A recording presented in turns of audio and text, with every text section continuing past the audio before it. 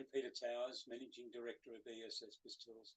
Welcome to this overview of the webinar presented yesterday by ESS BIZTOOLS Advisory Intro Product Package Overview.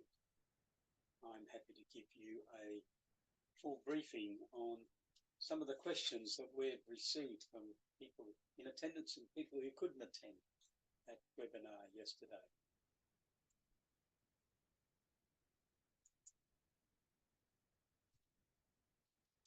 The particular questions that we received related to how do I use the SME needs analysis to convince a client that I can deliver advisory services.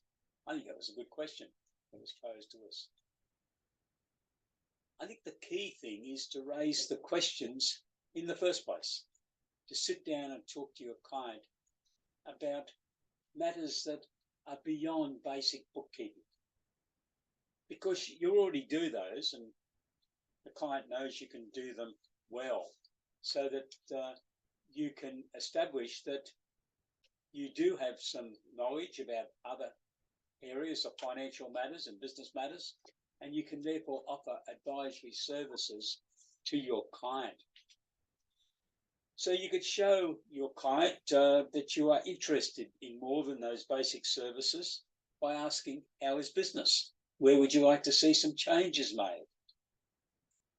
What improvements would you like in your business?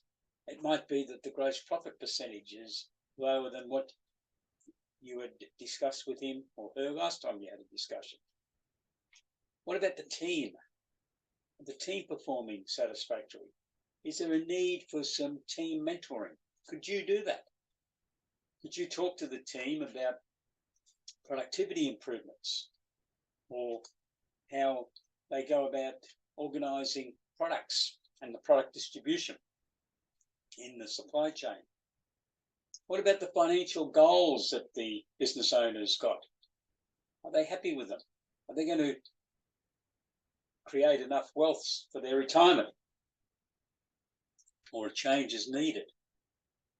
Is there some coaching and mentoring needed for the leadership team members, the successes within the business? Or is he planning to, or her, to sell the business to someone else? If so, what needs to be done to get the business into a ready-to-sell basis? Would the owner like to have some more capital in the business? And if so, where's that likely to come from? Would they qualify for a government grant? Normally, though, research and development and innovation activities need to have been undertaken. But there's plenty of grants worth looking at, so they need some assistance in grants. One of the big areas of the offering a broader range of services, of advisory services, is to prepare monthly financial accounts and monthly key performance indicators. And I think you need to get the client to agree to that, because that's when the services can really start flowing. Because by preparing the accounts, you then have a monthly meeting with your client and you can talk to him about these things. So that's my comments on how do I use SME need analysis to convince a client that I can deliver advisory services. You need it, you use it to start a conversation and then press the point. Next question we received was about the library, which on our site at this stage we call papers and sections. We're going to change it just to straight library. How do you use those? Well, you badge them with your firm name and send them to your clients. The question also was, how many papers can you send to your clients? As many as you like. If you're a subscriber to the advisory intro package, you have about 300 papers you're going to be able to utilise in your business that cover about 50 subject headings. I'd be picking the clients to send them to, making it a process, not something that automatically just happens by churning them out. Keep a record. Who received what paper, and then pick up the telephone and talk to them and try and have a meeting. because you're doing all this to create interest from your client, that they will then talk to you about the advisory services that you can offer them. In the webinar, we referred to the Business Plus newsletter. I think it's our contribution to you as a marketing tool to use with your clients. And I was asked, how do we ensure it is a marketing tool? Well, again, you need a process. Just don't send out the Business Plus newsletters after we upload it to our website on the second Friday of a month at 12 noon AEST. I will be preparing a short video which we sent to you at the same time. Please listen to watch the video and listen to it. And I hope that you're able to activate what I'm suggesting. And the key message is you read the articles, and there's only going to be 4 to 6 of them. It's only 4 A4 pages, so it's not a lot of reading. And as you're doing so, envisage which of your clients would be interested in that article. If it's on research and development, who has expressed some interest in doing research and development? Or who do you think it might be? Now, the research and development categories are hard to find as to who actually does it, but in my experience, a lot of research and development work is undertaken by tradie type businesses. And the others that it's undertaken is by graduates out of universities, especially people who have done advanced MBAs, and they've developed real knowledge in certain areas. I've worked with a number of those, and they are now out to develop businesses. So think about your clients that are in those categories. But it can apply to virtually anyone, but this gets back to you sending the material and then making a phone call to them and getting the feedback. Now, if you ring a client and they say, oh, thanks, Jim, or thanks, Peter, but I'm not really interested in research and development. Well, you wouldn't bother sending them some other. You'd say, oh, okay, I wasn't quite sure, and I thought I'd let you know that this exists. And most of your clients will be very appreciative that you thought of them. So that's what I'd be suggesting that you do with the Business Plus newsletter, but follow it up. And if someone asks you a question about something, there's a pretty good chance, as we've been writing that Business Plus newsletter now for 17 years, that we may have already written an article on that. So send us an email and saying, look, I've had this question. Have you got anything in the library? We can go back through the 17-year record because we've kept a copy in an index, of course, of every article we've ever written in Business Plus. We talked about the tradie charge out rate calculator, and someone has contacted me and said, you talked about an accounting firm that's created a lot of income in this area, and they sure have, nearly $1 million in extra fees. Because when we had a survey done by a consultant working for us a couple of years ago, that firm indicated that they now had 120 tradie clients who were paying them $8,000 more than what they previously paid. Now, they're still paying the original amount because that was on the tax return in the annual set of financial accounts. The extra $8,000 related to the utilisation of the tradie charge out rate calculator to determine the amount of charge out rate to be used for individual categories and or people. And then what they introduced after that was a weekly monitoring process that we also obviously had recommended. And that is that the productivity is measured each week. I did ask them to measure it daily, but that never got picked up. Some people are doing it daily though, of course. But by measuring it weekly, the owner can see, gee, I budgeted the fitters to achieve an 80% productivity, and this week they only achieved 72%. Now, there may be a valid reason, and maybe that reason's factored into the budget somewhere, but perhaps it's not. And you've lost that 8% for a week. Is that going to continue in the next week or the week after? Because the The management decision then for you to be talking to your client about is, I think we should change the budget, change the forecast, because we're not going to get an 80% productivity. And in preparing the budget for you to achieve your profit target, we've assumed that we would achieve that. So you look at changing the budget. Now, it's not going to pick up revenue you've already lost, but at least we'll fix it up for the future. And it's up to you and your client to decide whether you're going to edge it up a bit more to try to recover some of the under recoveries that have occurred because the productivity figure was wrong. So always closely monitor the productivity figures. And the other big thing that particular firm then did was they insisted that the client agrees to monthly financial accounts, although they have told me some are on a quarterly basis, the majority on a monthly. So they prepare monthly financial accounts. They have their budget, which was utilised to determine the charge out rate.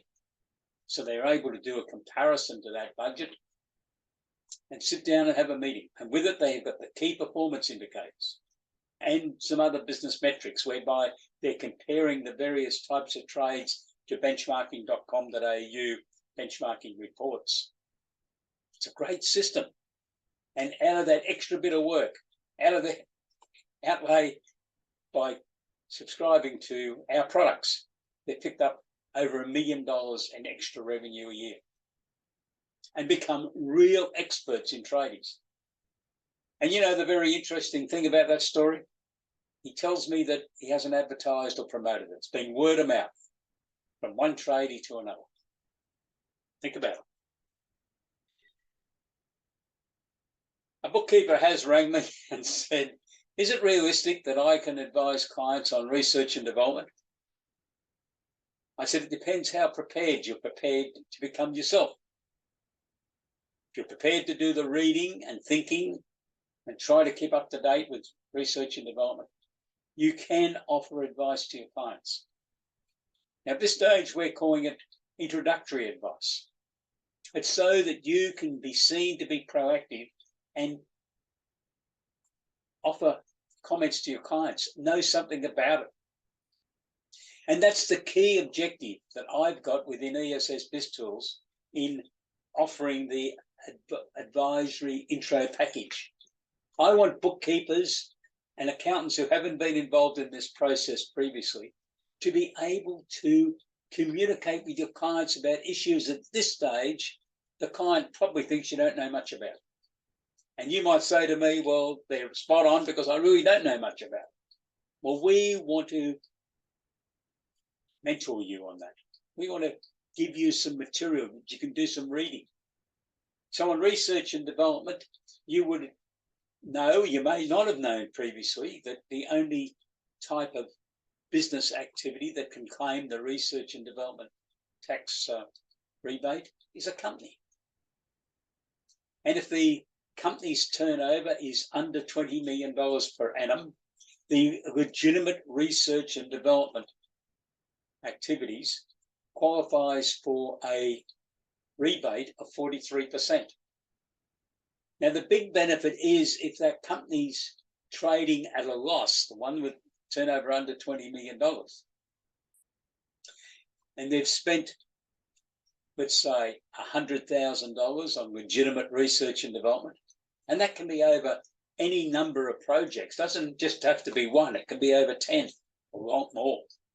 But they spent $100,000 on research and development, but they're trading at a loss of, say, $95,000. The rebate is 43% of the $100,000, $43,000. You can, or the accountant, whoever's doing the company tax return, can indicate they would like to get a refund of that $43,000. So the refund is paid by the tax office within 30 days of the return being lodged, so long as the tax losses exceed the calculated amount of the rebate. So that's a very big advantage for a lot of small businesses. And I think bookkeepers really need to be aware of this. That's why some of your clients want their work done promptly at the end of June, because they want to get all the processes done so that they can claim it in their tax return. But there's a bit of work to be done. And the more that you understand that process, I think the better you can assist your clients. Now, it's then up to you if you want to go beyond the introductory process. If you want to help your clients keep the records month by month, and if you're doing all their other bookkeeping function, I would hope that you would. So you will need to move your subscription level up to the starter package, where there's more information than what we've included in the advisory intro package on research and development. This is all about trying to give you the information so that you can be a better advisor, to be able to help your clients through this journey, and so that you don't get caught out. You can answer the questions that your client is asking you. If you need any more information on how the research and development systems work, please contact me and I'll be happy to talk to you. So the question is it realistic that a bookkeeper can give advice? I'm saying yes on the introductory package, because we're going to give you the material. We're going to give you a video, is a part of the package, which takes you through this process. And once a month, we have a 1-hour training session. And if you want research and development discussed, and we haven't got it in the schedule, you can ask for it. But most definitely, it will appear at least once in the 12-month period, 1 out of the 10 packages that we're presenting for training. Another questioner said to me, you mentioned in the webinar yesterday that included in the advisory intro package is material on buying a business. What's included? Well, it's a whole package of articles so that you can give these progressively to the client. I wouldn't dump them all on the client in one go. They'll get bamboozled. But it's things like thinking about buying a business. So there's a 5 or 6 page article which goes through some steps. Are they really fit to go into business? Does this business require them to get out of bed at 4 a.m. because they've got to be there at 6 a.m. when the workers start turning up? Does that suit your client's lifestyle? That's some of the questions that are going to be asked. Invariably, there'll be weekend work. I don't know anyone that runs a business that doesn't do some work on a weekend. Others do it late at night, of course. But is that going to suit their lifestyle? We have included in that purchasing a business checklist. I've seen people come in with a contract already signed and they've done no checking whatsoever. They're disasters. Never sign a contract unless it's been prepared by your solicitor, or at the very least read by a solicitor, a commercial solicitor, so that the client knows what they're getting themselves into. They need to determine what entity they're going to operate at. Is it a sole trader, which means everything is on the line risk-wise? Is it a partnership? Nearly as bad. In some cases, worse. It might be a 50-50 partnership, but if the other partner hasn't got any money and something goes wrong, well, if your client's the one that's got the wealth, well, he'll cop the 100% of the problem. Buying shares in a company, there's an article on that because that can be a bit of a problem area. Some problems have got real problems in their archives. They've got skeletons in the cupboard. And it's the current shareholders and the current directors that wear those problems if they suddenly emerge. So you've got to be very careful about buying shares in a company. So we've got an article on it. And obviously all these articles I'm suggesting you should have read also, so that you're able to give your clients that advice and that assurance that you know what's got to be done. And we've got a due diligence review of the business. It's very important that someone's gone through and examined the seller's records. Are they telling you the truth? You know, there's been all sorts of tricks committed over the years, and I'm only going to tell you one of them. When someone's running 2 types of the same business in close proximity. Happened in the hotel industry on a number of occasions, I understand, from my legal colleagues. And purchases for one hotel can all be charged to another hotel, but they haven't changed the income allocation. So we've got the vendor hotel showing less purchases. It's still got all of the income, and therefore its gross profit percentage looks higher. And people make decisions. The licensing fees can be played with as to which entity they're allocated to. You need to examine these accounts. Now, if you say, well, it's getting beyond your pay grade to go through some of that, that's all right. I think part of this role is for you to have an awareness of those things as the bookkeeper. And if need be, you kick it upstairs to the accountant, contact the accountant and say, do you know that our client, our mutual client, is looking at buying this business? I've got some of the information together. I've done some preliminary work, but I think there's some areas there that you need to talk to the client about. That's great service for the client. And that's the relationship that you will need to develop in a lot of these areas. So that's the buying a business. There were a couple of other matters that we listed for discussion in the webinar yesterday, and it was on mentoring and coaching clients.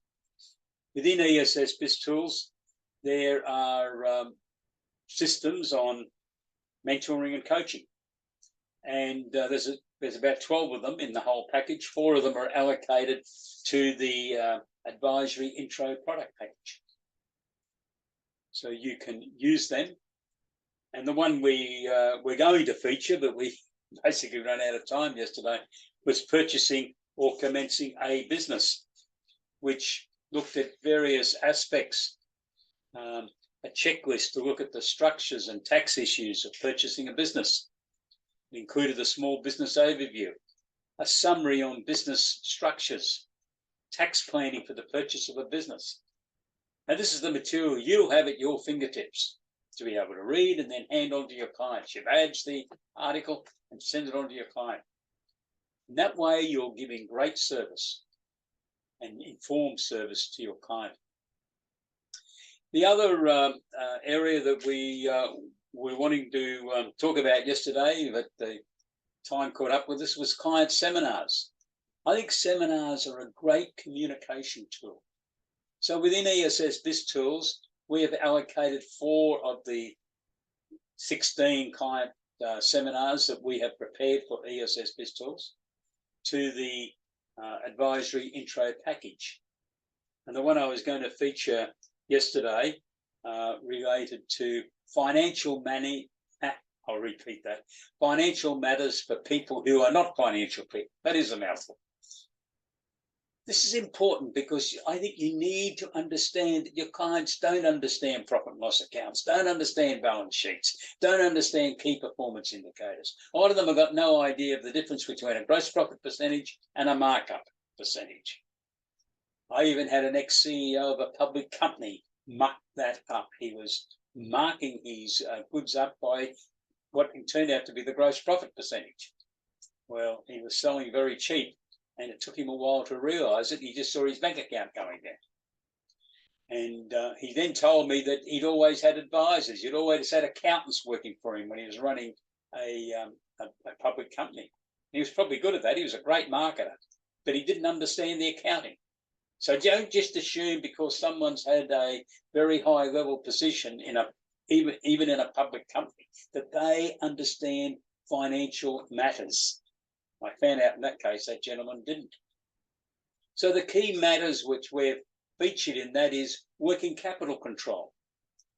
Working capital is very important for non-financial people to understand. Mind you, it's very important for people who do understand financial matters to also understand working capital. Debtors, stock, work in progress, bank account, less those creditors. What is it? What's the figure that's healthy? And what have you budgeted for? And what is it this month? And we have an article on the interpretation of financial statements. It goes through and looks at the various things that I've mentioned here today. And that's all part of the package that you would get as an advisory intro subscriber. And if you went a bit higher and went into the starter package, which we're talking about on Thursday, and I hope if you're interested, you're going to come to the webinar on Thursday. Don't forget about the, and I might just switch the screen again, and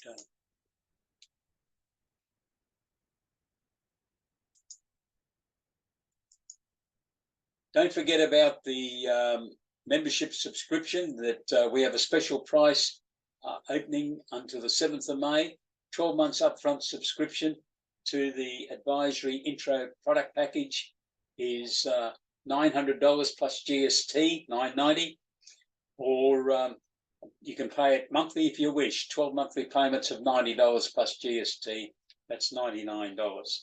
So that's available now, and I hope that you're able to take advantage of it. The group training is another very important issue. ESS BIZTOOls, we are changing our approach to group training from 1 May, and you will receive 1 hour training on a group basis. Will be offered 10 months of the year or 10 times per annum for each of the 4 product packages that we have. Now, a subscriber for the advisory intro package can elect to go to the financial forecasting training if you wish to see what's happening with the particular product, because you might be thinking of upgrading. You might be thinking of getting Plain Guru software, and you want to get a better understanding of how it works and how it can really prepare budgets, cash flow forecasts, projected balance sheets. So you can do that. There's no extra charge for that. But if you want to have one-on-one training, we're happy to do that. And your investment would be $300 plus GST per hour. So to subscribe for ESS BizTools, please go to our website, www.essbiztools.com.au, click on packages and pricing, and then click on the product package that you wish to subscribe for. So if you're interested in the advisory intro product package, that's what you click onto. If you're interested in business advisory services starter package, you can click on it. And as I said earlier, we have a webinar describing what's in the starter package on Thursday of this week, Thursday, at 11 a.m. AEST. You can register by going to our website and clicking on webinars, and you'll see that webinar listed for Thursday, the 22nd of March. I might be wrong by 1 day on that. I'll just check. I think I am, actually, as I said that. No, it's Thursday the 21st, sorry, Thursday the 21st of March. Okay, well, that's it for me. I hope you've enjoyed this overview where we've looked at the questions and you've now heard my answers relating to the advisory intro product package that we have developed. I hope it helps you as a bookkeeper or an accountant that's thinking about offering advisory services to really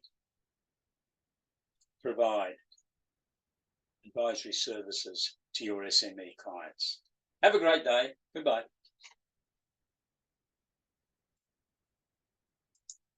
Thank you very much for being with us today. Bye.